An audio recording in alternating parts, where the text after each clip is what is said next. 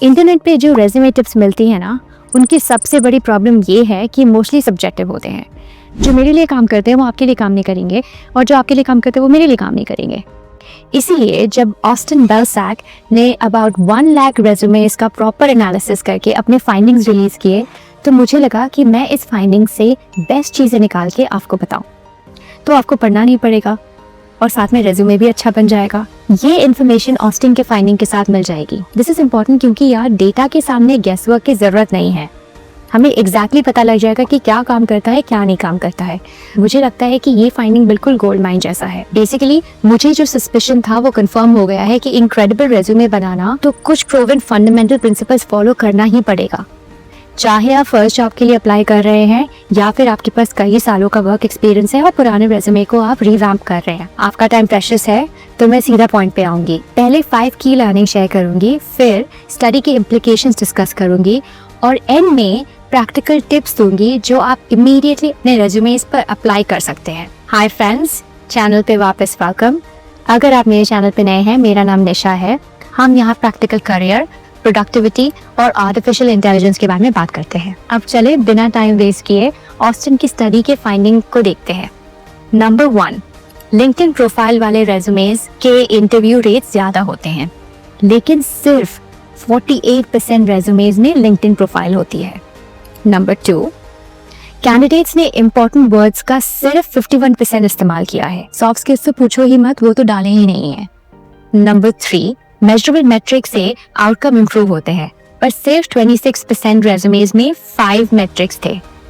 Number 4, ideal length 475 to 600 words होते हैं, लेकिन 77% रेज्यूमेस इस रेंज के बाहर थे। नंबर 5, फ्लफी कंटेंट वैल्यू कम कर देता है, फिर भी 51% रेज्यूमेस में बज़वर्ड और क्लीशेज थे। मैं ओरिजिनल आर्टिकल और रिसोर्स डिस्क्रिप्शन में डाल दूंगी, तो आपको अगर इसके बारे में ज्यादा इन्फॉर्मेशन चाहिए तो आपको आराम से मिल जाएगा। अब आते हैं नंबर 1 पॉइंट पे, लिंक्डइन प्रोफाइल्स इंक्लूड करना। ये ग्राफ देखकर मैं कंप्लीटली सरप्राइज हो गई। पहली नजर में ये सिंपल ग्राफ लगता है, लिंक्डइन प्रोफाइल ऐड करो तो मोर इंटरव्यूज मिलेंगे, लॉजिकल। बट वेट, क्लोजली देखो तो ये पता लगता है कि अगर आपकी लिंक्डइन प्रोफाइल बेकार है, आपने उस पर ज्यादा काम नहीं किया है, तो ये एक्चुअली आपके कॉल बैक चांसेस कम कर देता है। मतलब अगर आपने प्रॉपर एफर्ट नहीं डाली है तो बेटर है कि लिंक्डइन प्रोफाइल ना ही डालें। कॉम्प्रिहेंसिव और बेसिक प्रोफाइल में क्या डिफरेंसेस है?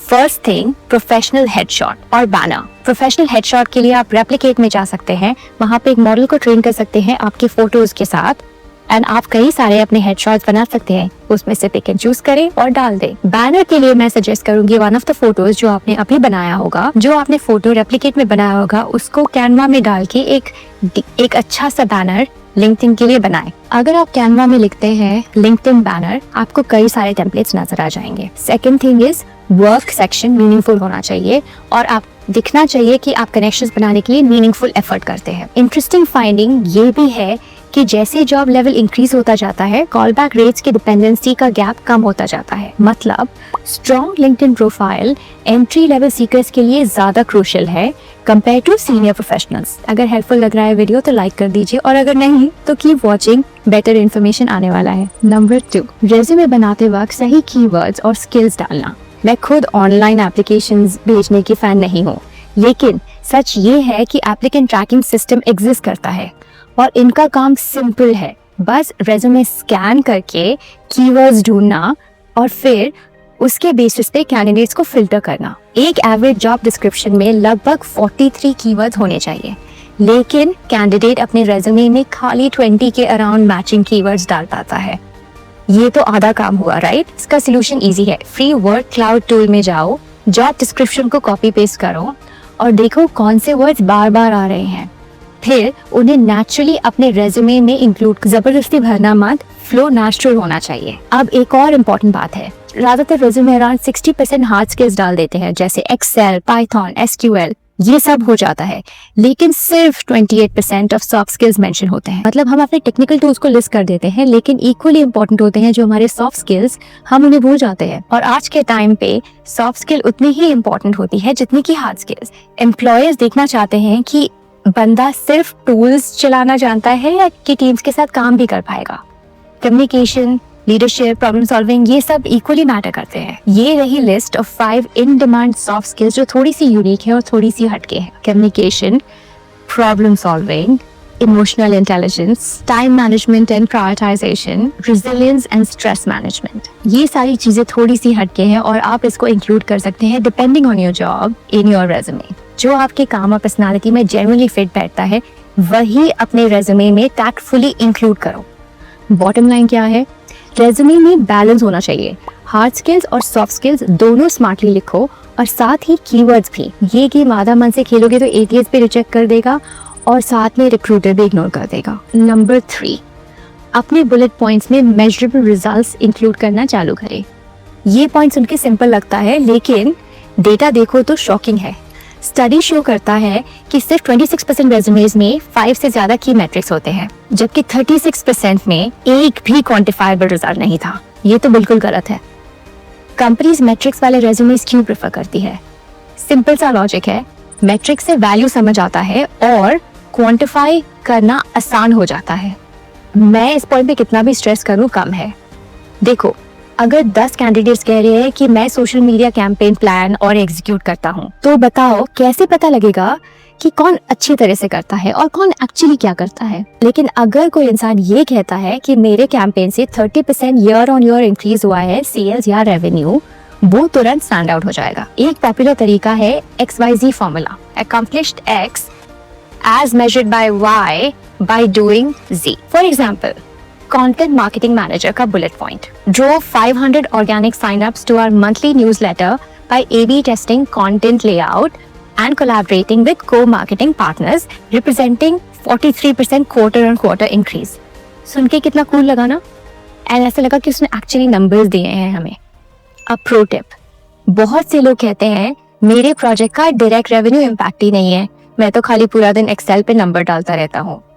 अरे यार, अब क्रिएटिव बनो, ChatGPT का इस्तेमाल करो और ChatGPT को ये प्रॉम्प्ट दो कि आप एक रेज्यूमे राइटर हो और मुझे की मेजरेबल मैट्रिक्स में मेरे बुलेट पॉइंट्स को कन्वर्ट करके दो और उसको ये XYZ फॉर्मूला के बारे में बताओ बस, और यही बुलेट्स उठा के अपने रेज्यूमे में डाल दें। नंबर 4, अपने रेज्यूमे की लेंथ 475 से 600 वर्ड्स के बीच में रखिए। और ये मैं रैंडमली नहीं कह रही हूँ, डेटा कह रहा है। देखो, रिसर्च क्लियरली शो करता है कि जो रेज्यूमेज इस स्वीट स्पॉट के बीच में होते हैं उन्हें डबल इंटरव्यू मिलता है कंपेयर टू जो इसके बाहर होते हैं, डबल। और सबसे इंटरेस्टिंग बात ये है, बॉस्टन की स्टडी के अनुसार 77% रेज्यूमेज या फिर 475 वर्ड्स के नीचे थे या फिर 600 वर्ड्स से ज्यादा थे।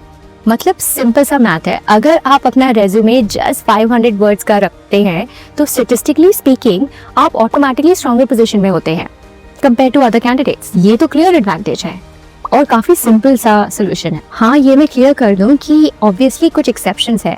अगर आप प्रोफेसर है, फेडरल एम्प्लॉयज है या C-लेवल एग्जीक्यूटिव्स है तो ऑब्वियसली आपका रेज्यूमे 2 to 3 पेज का हो सकता है, 1500 वर्ड्स तक भी जा सकता है, and that's totally fine. Academic और सीनियर रोल्स में डिटेल्ड एक्सपीरियंस एक्सपेक्टेड ही होता है, लेकिन बाकी सब रोल्स के लिए फाइंडिंग क्या कहता है? बाकी सब रोल्स के लिए कहता है कि प्लीज कीवर्ड स्टफिंग मत करो। ये गेम कीवर्ड की क्वांटिटी का नहीं है, क्वालिटी का है। इम्पोर्टेंट ये नहीं है कि कितने कीवर्ड्स आपने डाले हैं, इम्पोर्टेंट ये है कि वो कीवर्ड कैसे आपके जॉब डिस्क्रिप्शन से रिलेट करता है। और एक और चीज जो हम सब मिडिल स्कूल में करते आए हैं, word count on Microsoft word.